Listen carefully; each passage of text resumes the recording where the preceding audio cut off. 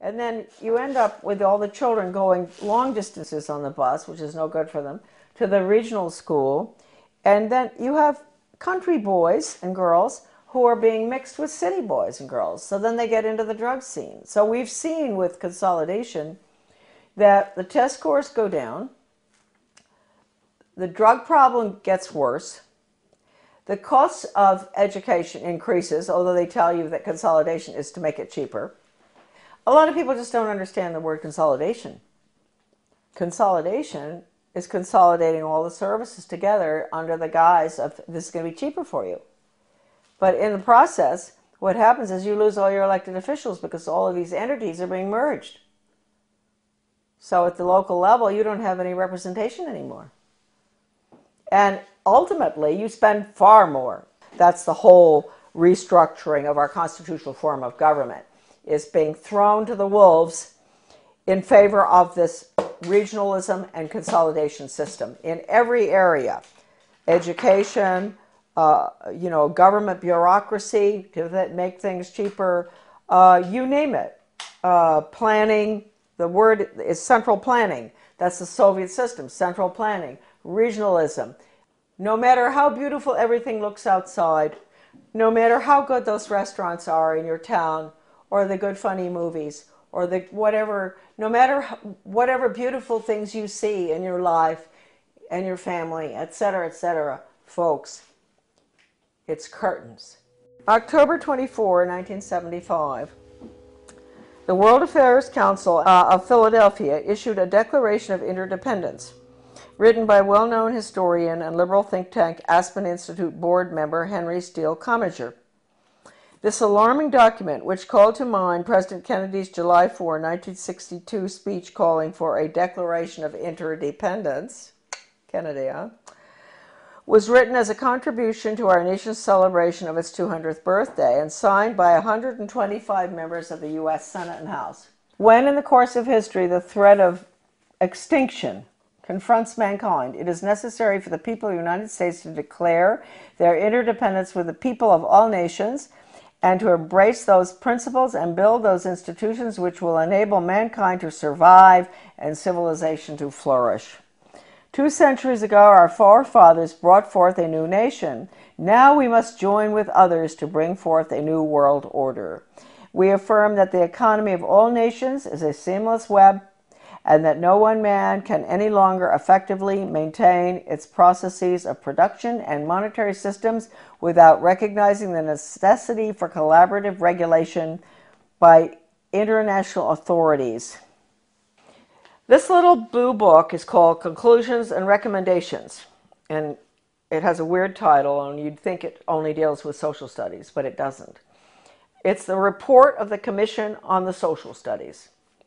It was funded by the Carnegie Corporation, and the book virtually recommends that the curriculum all be geared towards the Soviet system, internationalism, planned economy, etc. It's been referred to by a leading British professor of British socialism as a plan for a socialist America. This book is at my son's website, AmericanDeception.com, thank heavens, because this is the only copy that exists in the whole world, right here.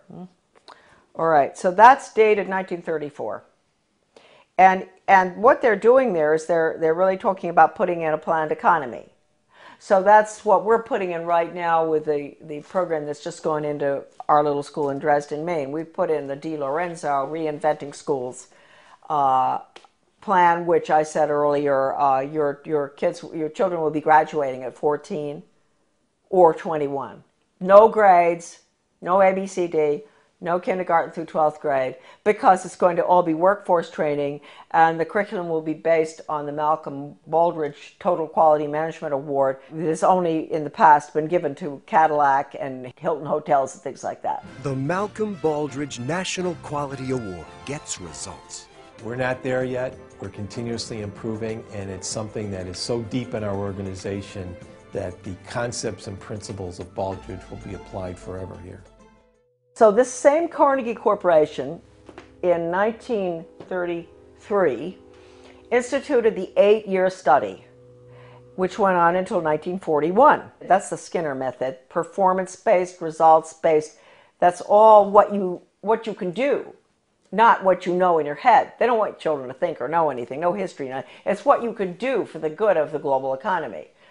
And the Education Commission of the States, a very important unconstitutional regional entity, which controls education in every state as well, they had a little newsletter that I used to get. And one day I was reading it, and my eyes went down to the bottom of the page, and I said something. It said, outcomes-based education is, and of course I'd always been fighting outcomes-based education, and it said it was experimented with for 8 years in the 1930s and 40s by the Carnegie Corporation. It was called the 8-year study. So nothing's new, folks. If we think the outcomes-based education that which is the biggest dumbing down education system that ever happened with children graduating at 14, right? If we think that it's new, no. It came from the 8-year study, which again was Carnegie. Okay. Now Carnegie, we might as well mention this at the same time. 1965, the Elementary and Secondary Education Act, Carnegie was all involved in paying for the national assessment, which is all 60% politically correct. That's the test that all schools around the country have had to give for the past, ever since 1965. Now it is 60% politically correct. Your kids' ideas on global warming, sustainable development, a world government, the fact that the Constitution's outmoded, all that. So they paid for the national assessment. They were the ones instrumental in putting up the money for the Education Commission of the states in Denver. In your Senate Education Committee in your state, there's always going to be one person who is on the membership of the Education Commission of the states. So there'll be about 50 state people. So they get their orders from the Education Commission of the states. That's Carnegie, paid for that. In 1985, Carnegie signed an agreement with the Soviet Academy of Science. At the same time, Reagan signed the agreements with Gorbachev to merge the two education systems. Carnegie signed with the Academy of Science to develop computer courseware for elementary schools dealing with critical thinking. That was an agreement signed. That's for our children, right? In first grade, critical thinking on the computer. Reagan, Clinton, the two Bushes and all, implement the school to work agenda. That was the beginning of the planned economy under Reagan. So then Mark Tucker comes in, Carnegie. All the controversy going on in the 90s, Americans were up in arms about the destruction of their school systems. They would go in deliberately and destroy, because in order to restructure, you have to destroy. Foundation for the Advancement of Teaching, David Hornbeck, who's big on compulsory community service, compulsory. He called for that when he was the superintendent of schools in Maryland. He was the commissioner. Way back, he called for mandatory service. That's another thing, folks. You better watch out. We're going to be slaves. Mandatory service. So anyway, the same Hornbeck, who's connected to Carnegie all along, goes into Kentucky, destroys that system, goes up to Rochester, New York. He goes out to state of Washington, Iowa, destroy the schools, restructure them for school to work. That's all Carnegie. And the latest information coming in for Maine with a complete recommendation, that is, who knows, maybe our governor, well, we can get to him fast enough, to help him understand that we can't have charter schools. Charter schools are the vehicle to implement the planned economy. We can't have them. They're unelected school boards anyway. We don't even have a school board with a charter school. They get federal money. Why no school board? They get federal money, so we have to give the federal test. No charter schools, forget it. So all of this is coming together, coalescing at the same time. The 3,000-page hearings of the congressional investigation of the Reese Committee on investigation of the subversive activities of the tax-exempt foundations, I bought the only available copy in the country, 3,000 pages, from a really good friend of mine, a wonderful American. He had been offered any amount of money for that 20 years ago by one of the minions of the tax-exempt foundations. They did not want that copy to be floating around. The research director for those hearings, his name was Norman Dodd. I knew him. And the conversation that I'm going to discuss right now that he had with the president of the Ford Foundation, Rowan Gaither, was off the record in New York City at Ford Foundation headquarters. And Norman Dodd told me over dinner in Washington, D.C., in a restaurant in Georgetown, Rowan Gaither said to him, Mr. Dodd, you know, basically, we at the foundations, we don't determine the agenda. The agenda has come from directions from the White House. That was Eisenhower at the time, right at the peak of the Cold War. And that agenda, our instructions are to use our tax-exempt status, your money, folks, change America so it can be comfortably merged with the Soviet Union.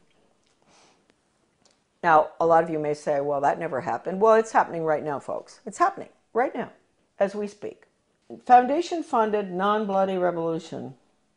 Committee Chairman Carol Reese warned fellow congressmen of a diabolical conspiracy that a certain few foundations were financing the socialist and communist overthrow of the United States. After World War I, they tried to get the League of Nations in. And there was tremendous opposition to that. And then you had opposition between then and between World War II. You had Lindbergh and a lot of Americans going before the Congress to keep us from going into the UN. You had all sorts of opposition. But they got their way. The Reese Committee learned that the Rockefeller Foundation and Carnegie Endowment for International Peace were, with tax-exempt dollars, funding leftist propaganda operations aimed at changing America through the brain, not the battlefield. Patriotism, national sovereignty, individual responsibility, and Christian beliefs were belittled, while the concepts of a one-world government, socialism, collectivism, and humanism were deemed essential for peace in the modern age. A clandestine and successful non-bloody revolution had been masterminded by some of America's most powerful and devious men who did not want to be exposed by a congressional investigating committee. The man chosen by Reese to be the committee's research director was Norman Dodd, Yale graduate, intellectual, and New York investment banker. During this writer's frequent visits to Dodd's retirement home in Keene, Virginia, he repeatedly spoke, Dodd, of his conviction that justice demanded that those foundations should be compelled to spend a like amount of dollars to undo the damage they have done to America, end quote. Dodd sent committee questionnaires to numerous foundations, and as a result of one such request, Joseph E. Johnson, president of the Carnegie Endowment for International Peace, invited Dodd to send a committee staffer to Carnegie's headquarters in New York City to examine the minutes of the meetings of the endowment's trustees. Now, this is Carnegie we're talking about, the one I always go after.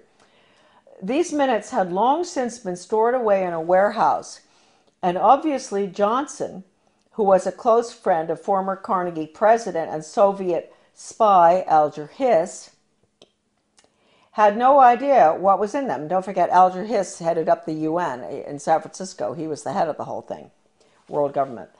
The minutes reveal that in 1910, the Carnegie trustees asked themselves this question, quote, is there any way known to man more effective than war to so alter the life of an entire people, end quote. This is in the minutes. For a year, the trustees sought an effective, peaceful method to alter the life of an entire people. But ultimately, they concluded that war was the most effective way to change people. Oh, God. World War I. Horrible war. Oh, God. I mean, it made every other war look like nothing. Consequently, the trustees of the Carnegie Endowment for International Peace next asked themselves, quote, how do we involve the United States in a war? And they answered, quote, we must control the diplomatic machinery of the United States by first gaining control of the State Department. Now, don't forget, this is 1910. Norm Dodd said that the trustees' minutes reinforced what the Reese Committee had uncovered elsewhere about the Carnegie Endowment.